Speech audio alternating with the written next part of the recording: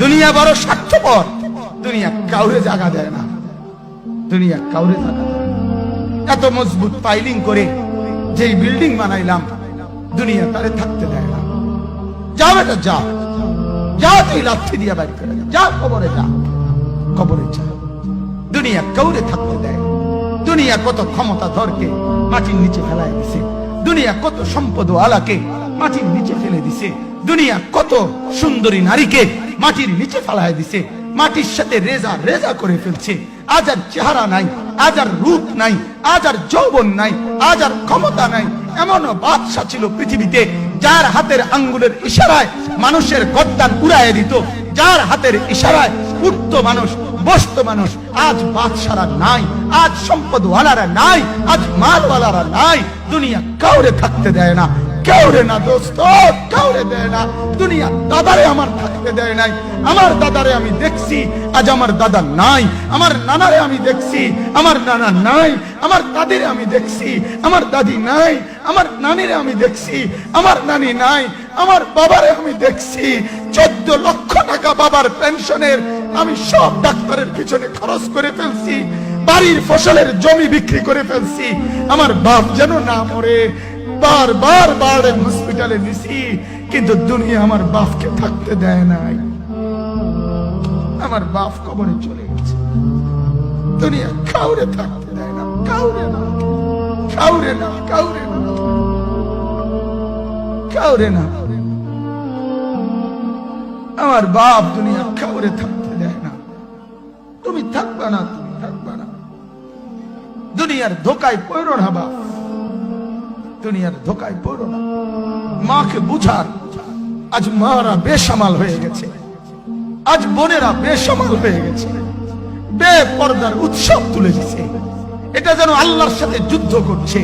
আল্লাহ corona না, তুমি আরো কিছু দাও, আমরা বেপরদিকে ছাড়বো না। যুবক ছেলেগুলো যেন বলতেছে, আল্লাহ তুমি করোনা দেওয়ার চাই দাও, অশ্লীল ছবি দেখা, ফেসবুকে নর্তকী দেখা, আমরা ছাড়বো না। দেখি তুমি কি করতে পারো, তুমি যা করার করো। দোকানদার ব্যবসায়ীরা হারামের লেনদেন করা বন্ধ করছে না, সুদখোর সুদ ছাড়ছে না, ঘুষখোর ঘুষ ছাড়ছে না, নাফরমান আর জিনাকার ব্যভিচারী এরা কেউ কিছু ছাড়ছে না। বেহায়ার বেপর্দা নারী তার অশ্লীলতার বেহায়াপনা ছাড়ছে না। মুসলমান তার ঘরে টেলিভিশনের নর্তকীর আওয়াজ তো বন্ধ করছে না। হায় করোনা কিভাবে যাবে, আযাব কিভাবে যাবে বলেন, বলেন, বলেন আপনি। আমার বাপ ফেরাউনের উপরে তো আযাব এতদিন ছিল না, নমরুদের উপরে আযাব এতদিন ছিল না, সাদ্দাদের উপরে আযাব এতদিন ছিল না, কারুনের উপরে আযাব এতদিন ছিল না, লূত আলাইহিস সালামের কওমের উপরে আযাব এতদিন ছিল না, হুদ আলাইহিস সালামের কওমের উপরে আযাব এতদিন ছিল না, নূহ আলাইহিস সালামের কওমের উপরে এতদিন আযাব ছিল না। আজ আমরা মালিককে এই পরিমাণ নারাজ করছি, মালিক এত বেশি নারাজ। আজ 1 বছর হয়ে গেছে, 1 বছরের চাইতে বেশি হয়ে গেছে, কই করোনার মহামারীর আযাব তো যাচ্ছে না, গেছে গা। মানে আমাদের লক্ষ লক্ষ বাচ্চার পড়ালেখা বন্ধ, এরা নষ্ট হওয়ার চূড়ান্ত পর্যায়ে পৌঁছে গেছে। মোবাইল এদেরকে শেষ করে দিছে।